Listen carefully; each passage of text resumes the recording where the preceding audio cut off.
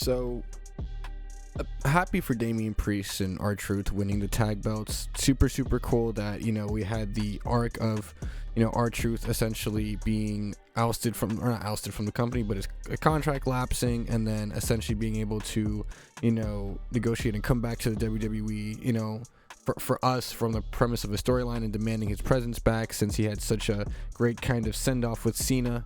Him being able to come back under this kind of new rejuvenated character, it seemed like was a super cool thing to see. And then we kind of then got the treadmill back to usual R-Truth, even after the head shave and the Ron Killing stuff. It was kind of interesting, I think, for a little bit that maybe there was like remnants of a fragment of this Ron Killing's character, but it didn't seem like we were going anywhere with that.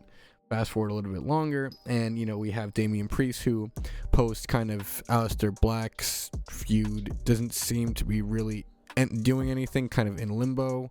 He seems to be always a potential challenge for a world title or WWE title. He had ties to Drew, and it seemed like they were teasing maybe at some point some sort of title defense or contesting between the Drew and Damian, but that never happened with Drew being champion. And we kind of had then R-Truth and Priest kind of paired up. Obviously going back to the Judgment Day, that was a lot of the peak comedy that we got back when that team was like at its strengths, when we had the tension between Damian and Finn, and R-Truth was kind of there on the side, kind of rolling the balls and increasing the tension with a lot of his comedy and jokes. It seems like they wanted to kind of recapture that again, kind of having rebonding R-Truth and Damian.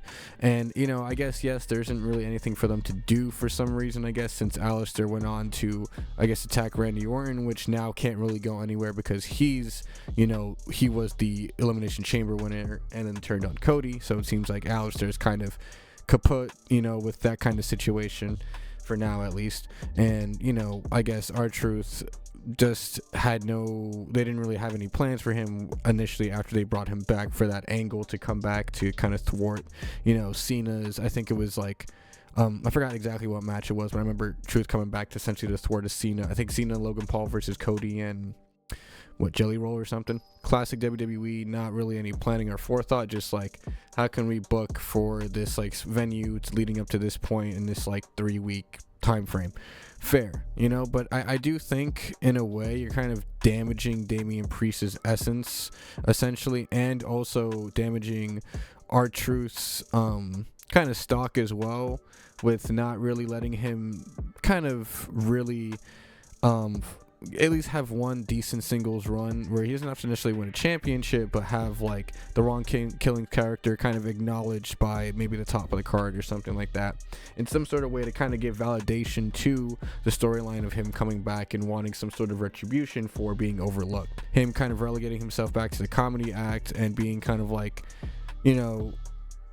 almost amnesiac, I don't know what the word would be, but like just forgetful of kind of the whole Cena thing and being ousted and coming back kind of feels weird. Maybe they'll do a thing where he somehow turns on Damian Priest and then they feud, but I don't think realistically that'd be something to happen.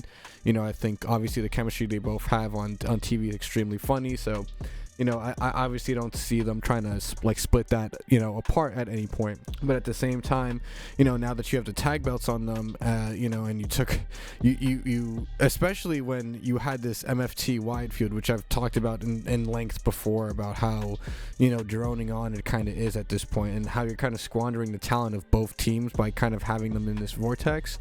You just kind of nullified the worth of that whole division and everything by having this joke tag team kind of come in and take the belts so that you can have some sort of, I guess, heat going into Mania. This is why I had to spread and watch other stuff, because it's like, how if I think about it, like, they don't want me to think about it, and that's annoying.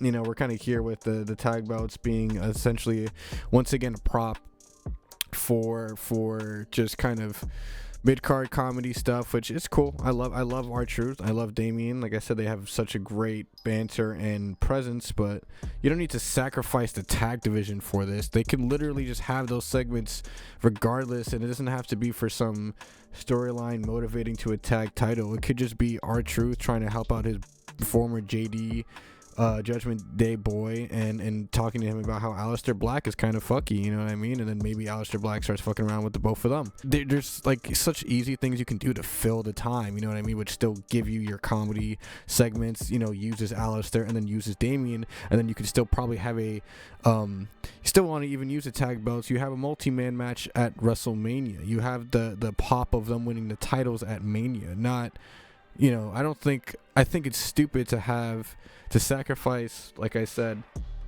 the tag division for the idea that Damian Priest and R-Truth got their shot to Mania by essentially, you know, claiming the tag titles. I don't know, it just reeks like lack of forethought to me, and it's, you know, I don't like when stuff like this kind of happens, because I think both R-Truth and Damian Priest are above the tag titles right now, and I think Damian Priest, to get popular and to seem viable as a top contender, needs to be mixing it up with the top guys more, and not being kept away and teased. People want Jacob Fatu to win the title already because he's been mixing it up with the top guys, which they've been doing on purpose.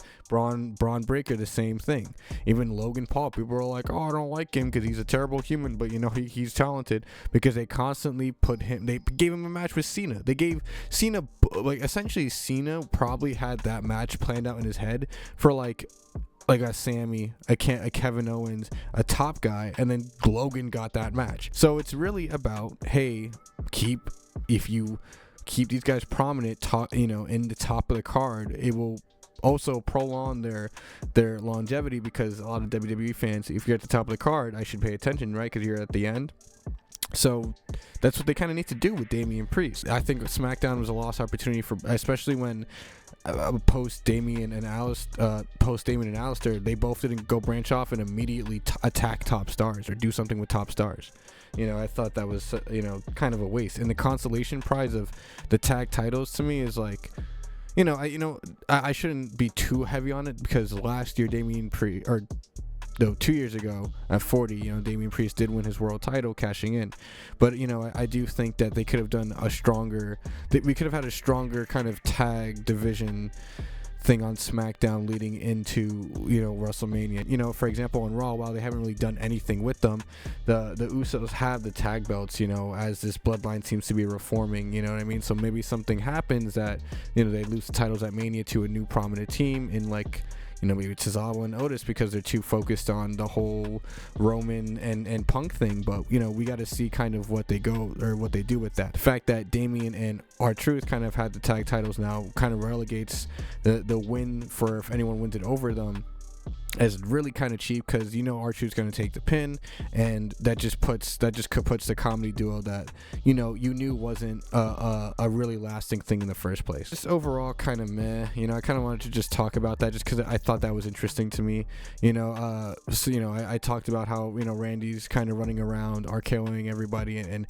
losing it, and I think that's really great. I think the top of the card seems really fun, but it's just like the mid card right now and the lower part of the card of WWE is just, it's just really rough in terms of like story development. I think wrestling bell to bell, it's been excellent, because you know, everyone's giving it their all, but like, man, like storyline wise, there seems to be such like, there's no forethought or planning, it seems to be put into anything. It just seems like, you know, who do we have right now, what can we do at this moment, you know? And I don't know if it's like I've said in the past, I don't know if it's like, you know, some sort of like we're in a contingency mode right now because of like, you know, just lack of availability and a lot of projects going on.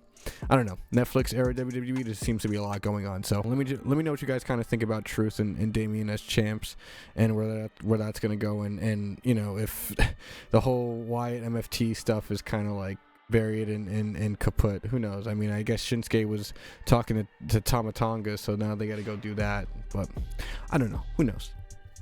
I'll see you guys in the next video.